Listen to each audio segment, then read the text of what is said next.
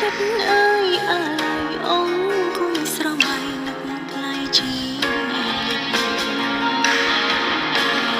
អូ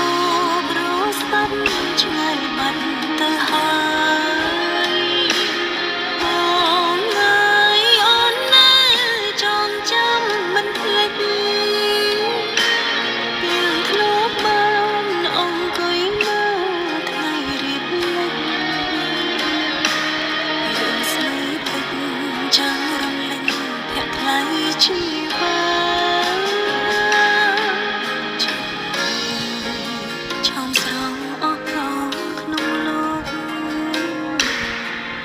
មិនងាយនឹងរកដូចបងឡើយណាអូនសូមផ្ដេផ្ដាំតាមសែងសូរិយាបើជួបស្នេហាសូមសូរិយាមេត្តាប្រាប់